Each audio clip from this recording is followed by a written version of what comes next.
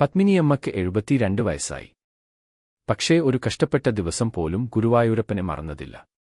ഭർത്താവും മകനും നഷ്ടപ്പെട്ടതിനുശേഷം അവളുടെ എല്ലാ പ്രാർത്ഥനകളും ഒറ്റവാക്കിൽ പറഞ്ഞാൽ ഉണ്ണിക്കണ്ണനിലേക്കാണ്. തുലാമാസത്തിലെ ആദ്യ ശനിയാഴ്ച പത്മിനിയമ്മയുടെ സ്ഥിരം തീർത്ഥയാത്രയുടെ ദിനം. ചിലർ പറഞ്ഞു, ഇപ്പോഴും പോകുമോ അമ്മേ? ശരീരം ക്ഷീണിച്ചില്ലേ? അവർ പറഞ്ഞത് ഇതാണ്: ഞാനെന്തിനാണ് ജീവിക്കുന്നത്? ഉണ്ണിക്കണ്ണനെ കാണാനാണ്. പത്മിനി അമ്മ ഗുരുവായൂരിലേക്ക് പോകുവാനായി വീട്ടിൽ നിന്ന് ഇറങ്ങി. കഷ്ടപ്പെട്ട നിമിഷം. മഴയിൽ വഴിയരികിൽ പത്മിനിയമ്മ വീണു. കാൽനടയായി നടന്ന് തളർന്നു കിടക്കുന്ന അവളെ ആരും കാണാൻ ഇല്ല. നിശബ്ദതയിൽ ഒരു വെളിച്ചം. ഒരു ബാലൻ വെള്ളമുണ്ട് എടുത്ത് കഴുത്തിൽ മാലയോടെ അവിടെ എത്തി.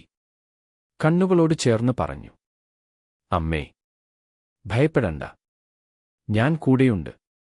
നമുക്ക് കൃഷ്ണനെ കാണാമല്ലോ. ആ കുഞ്ഞ് പത്മിനിയമ്മയെ കൈയിൽ പിടിച്ചു നടന്നു. ചളികളും പാതകളും ഇല്ലാത്ത യാത്രയായി തീർന്നു. ക്ഷേത്രത്തിന്റെ നടയിൽ എത്തിയപ്പോൾ ആ കുട്ടി ഒരിക്കൽ കൂടി തിരിഞ്ഞു നോക്കാതെ അപ്രത്യക്ഷമായി. ക്ഷേത്രത്തിൽ കയറിയപ്പോൾ പത്മിനിയമ്മ കൃഷ്ണന്റെ പ്രതിമയെ നോക്കി പൊട്ടിക്കരഞ്ഞു. കൃഷ്ണ, നീ തന്നെയോ? ഞാനെന്തു ഭാഗ്യശാലി! അതെ. വിഗ്രഹത്തിൽ നിന്നൊരു ദീപം താഴെ വീണു. കൃഷ്ണന്റെ മുഖത്ത് ഒരു ചിരി പോലെ തെളിഞ്ഞു. ആ അമ്മയ്ക്ക് മാത്രം കാണാനായ ഒരു ദൈവച്ചിരി.